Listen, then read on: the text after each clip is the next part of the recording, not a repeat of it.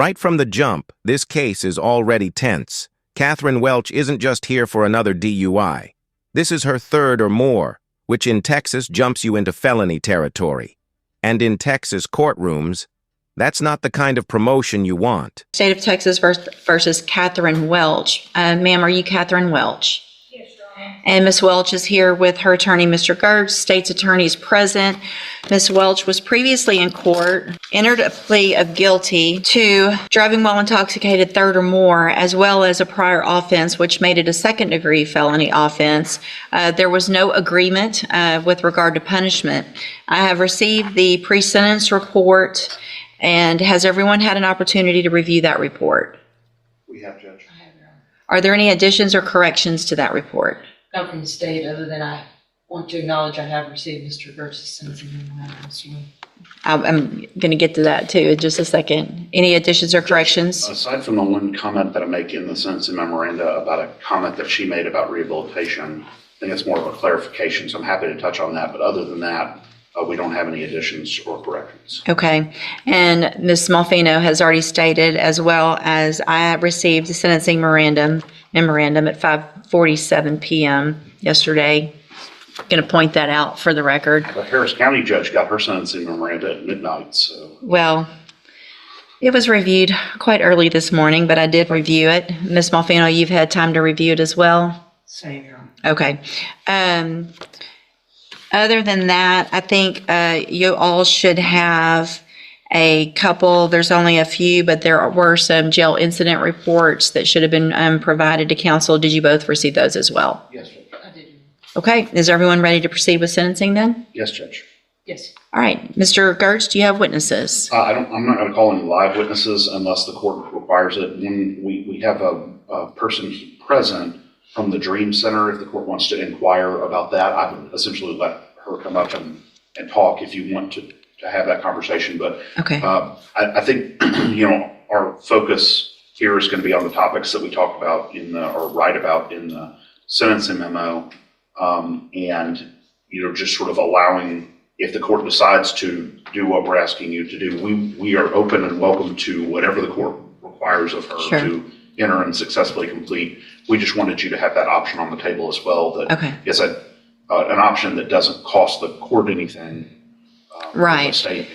And for the record, I'm aware of the Dream Center and their program and what they do. And so if I have any specific questions, if we get to something where I would need that, then I appreciate them being here and I'll ask those questions.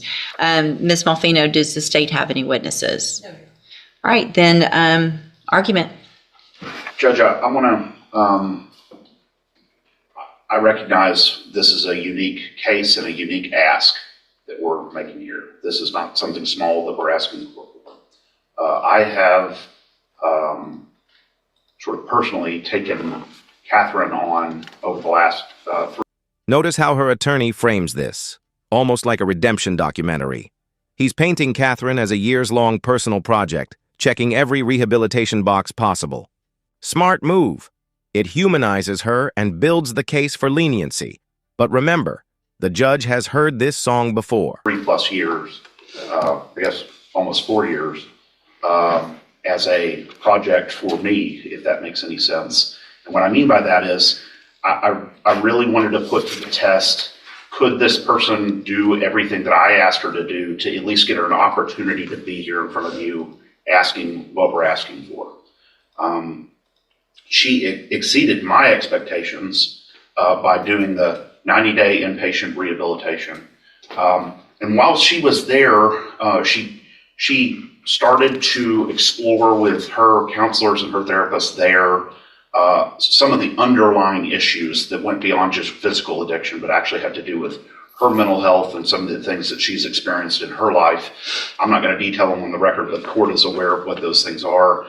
Incredibly traumatic events that I think she had repressed and had never really addressed and explored. And so those counselors recommended not just aftercare, but a specific outpatient program to address some of the trauma issues that she's had. She went and checked into that program, stayed for basically a year, and again, did everything we asked her to do.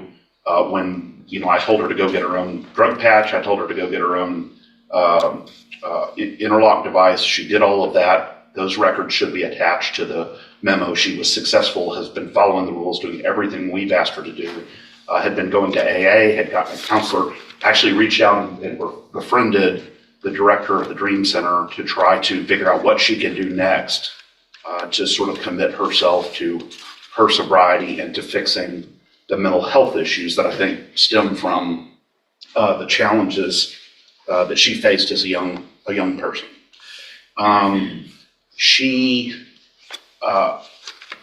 Sometimes it's easy to look at one side of the ledger, the rap sheet or the criminal history, and think that defines this person. What I have been fortunate enough to do is to really dig down and get to understand her as a human, and see that all the progress she's made, all the effort she's made, and see what she's done well and all of the problems that she's been addressing well. She's obviously very anxious about this day, but we've been looking forward to this day as well to be able to present that.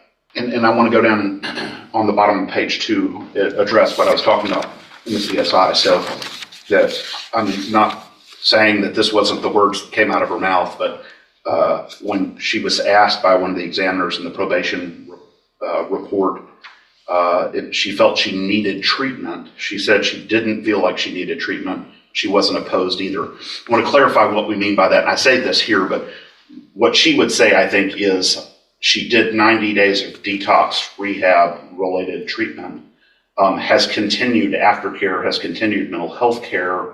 But in terms of going to a program that is specifically targeted at people who are currently using or currently intoxicated, I think she thought that wasn't the direction that would be ideal. She will do whatever you want her to do, but I wanted to explain what that comment means. And so, because a lot of times, as you know, Judge, private rehabilitation programs will just reject you if you've been clean for 3+ years, as she has.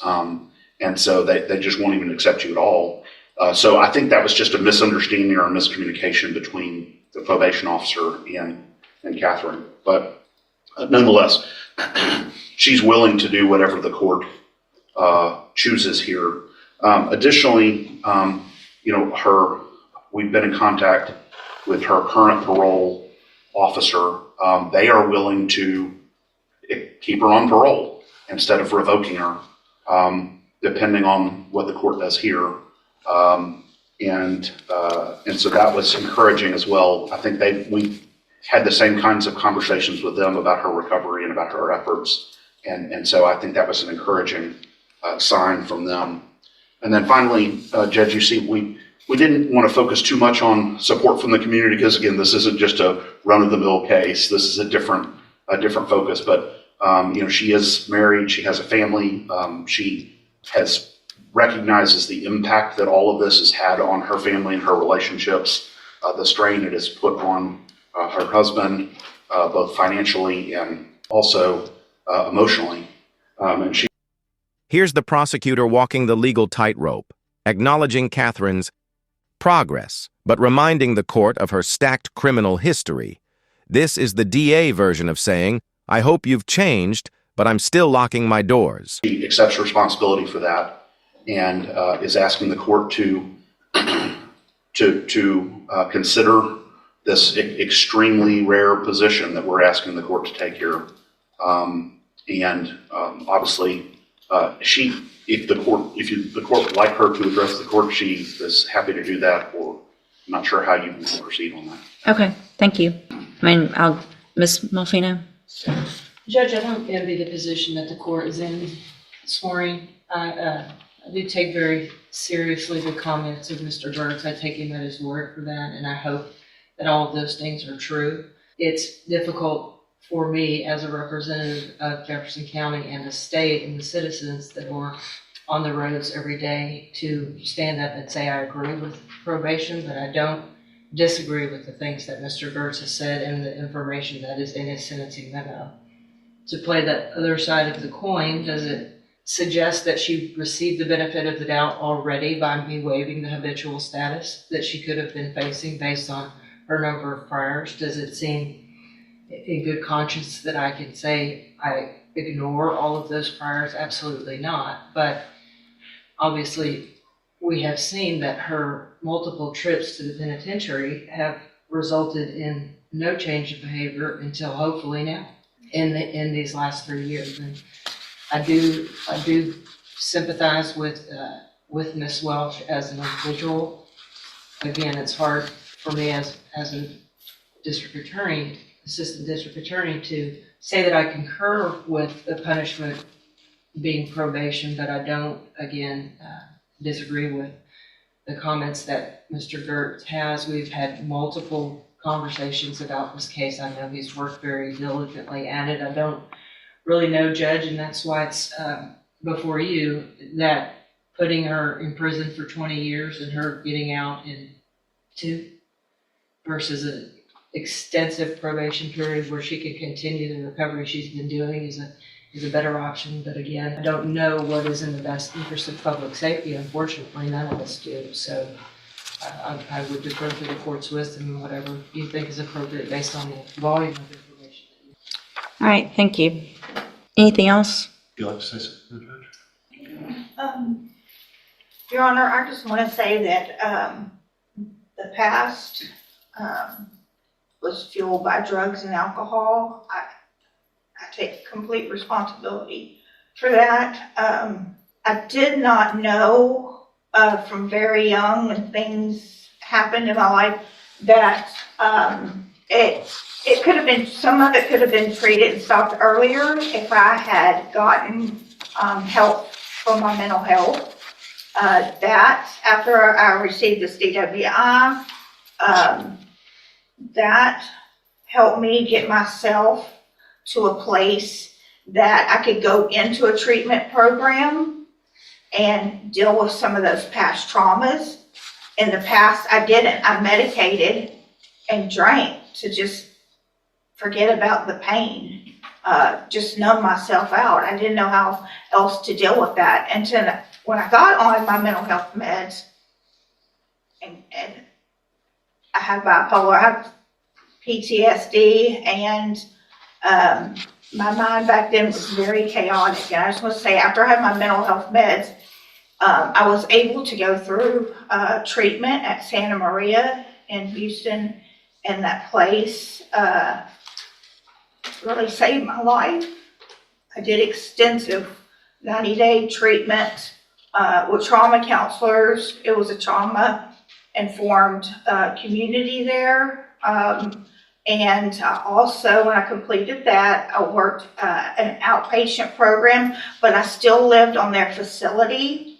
I went to the sex trafficking and recovery program, and I was in that for about 8 months, where I got the state paid for the counseling for trauma still. And I just worked really hard in that. I got a job while I was in there.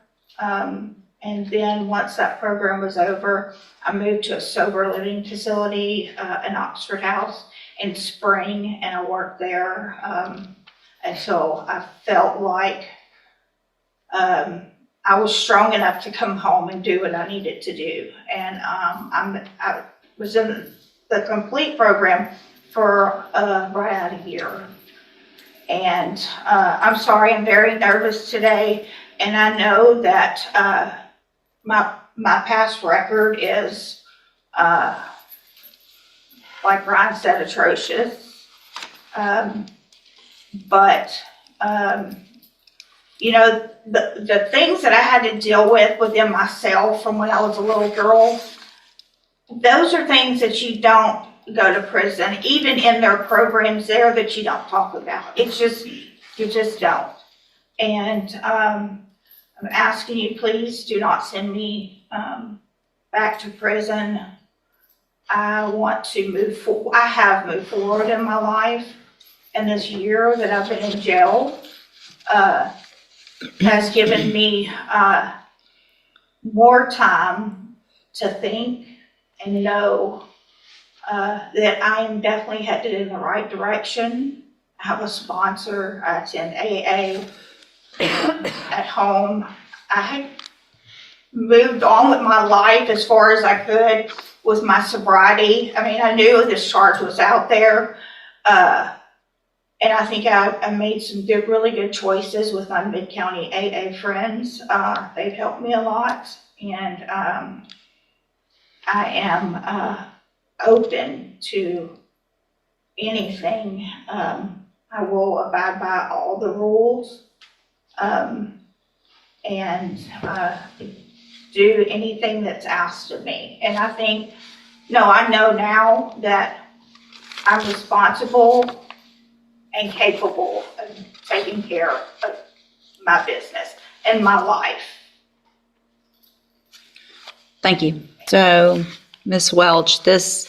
Malfino probably said it yet best, and I get this often, and they don't envy my position, and this is the worst part of my job. But I worked hard to get here, and it's my job. Part of my job, it's several things, and it's to look at, obviously defendants and giving chances and things like that, but it also is about making our community safe. And here comes the turning point. The judge reveals the magic number. This is Katherine's 10th DWI. That's not just a red flag. That's a whole carnival tent of danger. At this stage, public safety outweighs personal progress, and the tone shifts from compassion to consequence. And I have to look back. This is your 10th DWI. It's not your 5th. It's not your 8th. It's the 10th. And while I understand the trauma that you went through, that you've been to safe P 3 times. You've been given opportunities on probation where they were revoked. You've had opportunities while you were on parole to do what you have done now. And while I appreciate what you've done, and I think that's great, and my goal isn't to, to stop any improvement, but I can't, in my opinion, in good faith, go home tonight, look myself in the mirror and say I gave somebody on their 10th DWI, that your last sentence was for 15 years in prison. The one before that was for 10.